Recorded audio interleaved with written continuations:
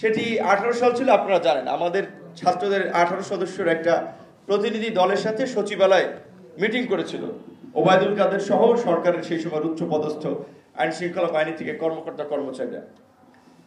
আপনার এমনি প্রেসের উপস্থিতিতে মিটিং শেষে সবাইকে বের করে দিয়ে শেষে একটা কথা বলছিল যে দেখেন, আপনারা আন্দোলন করছেন যৌক্তিক, কিন্তু এটা সরকারের বিদায়ী বছর।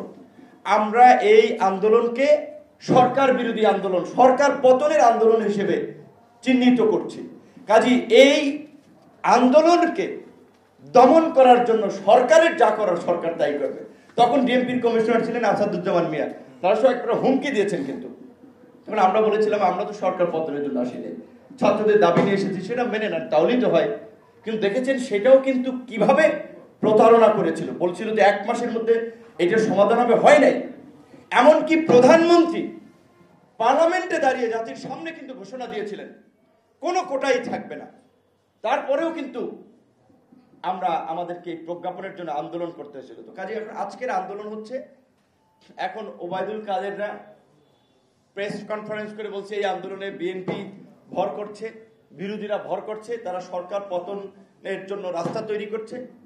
দেখেন ছাত্ররা, আমি জানি এই ছাত্রদেরকে, এই তরুণদেরকে যদি আপনি বলেন যে তোমরা ওইখান থেকে এই ফাঁসিবাদের পতনের আওয়াজ তুলো, এই তরুণদের মনন মগজ দীর্ঘদিন ভাবে এতটা বিরাজনীতিকরণ করা হয়েছে, দেশ জাতি সমাজের মূল ভাবনা থেকে তাদেরকে পাঠ্যপুস্তক বলেন কিংবা সমাজের রীতিনীতি বলেন, এতটাই তাদেরকে বাইরে রাখা হয়েছে। এদের মনন মগজে ভোট, নির্বাচন, গণতন্ত্র এই বিষয়টা অতটা কাজ করবে না। তারা এই কোটা দাবি তুলেছে, সরকার মেনে নিলে সরে যাবে। তো আমরা বলছি যে সরকার মেনে নিক। তার সরকার কেন মেনে নিচ্ছে না?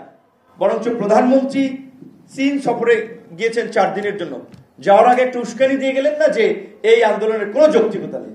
তাহলে আপনি দ্বিচারিতা কেন করছেন? আপনি কোন মুখে দুই কথা বলছেন? যেখানে আপনি এই আন্দোলনের প্রেক্ষাপটে দাবি মেনে নিলেন, আবার বলছেন যে যারা আন্দোলন করছে তারা কি চাকরি করেছে, বিসিএস দিয়েছে। এবং ওবায়দুল কাদের তিনি একজন লার্নেড পলিটিশিয়ান বলা চলে, সিনিয়র পলিটিশিয়ান। এই রকমের বোগাস কথাবার্তা বলে, এই রকমের মিথ্যাচার কথাবার্তা বলে যে 2018 সালে যারা আন্দোলন করেছিল তাদের 31 জন বিসিএস পরীক্ষা উত্তীর্ণ হয়নি। একেবারে ডাহা মিথ্যা কথা। আমি পরীক্ষাই দেয়নি। আমাদের আন্দোলনের নেতা যারা ছিল রাশেদ, মামুন, ফারুক, কেউ আমরা বিসিএস পরীক্ষাই দেয়নি। কারণ আমরা তো একটা রাজনৈতিক প্রক্রিয়ার মধ্যে এসেছি যে না, শুধুমাত্র এই কোটার সংস্কার করে তো হবে না। আন্দোলন শুধু ছাত্রদের আন্দোলন না, ছাত্রদের বাবা মায়ের আন্দোলন, ছাত্রদের ভাই বোনের আন্দোলন, ছাত্রদের অভিভাবকদের আন্দোলন। সবাই আপনাদের পাশে আছে। শুধু কোটা না, এই উচ্চশিক্ষিত তরুণদের বেকারত্ব নিরসনের নতুন কর্মসংস্থান, একটা স্বচ্ছ নিয়োগ ব্যবস্থার জন্য, এই ফাঁসির শক্তির উৎখাতের জন্য আপনাদেরকে চিন্তা করতে হবে, কথা বলতে হবে। এই ফাঁসির শক্তির পরিবর্তন না হওয়া পর্যন্ত সাময়িক কোটা বাতিল করলেও খুব বেশি এই বৃহত্তর তরুণ জনগোষ্ঠীর লাভ হবে না।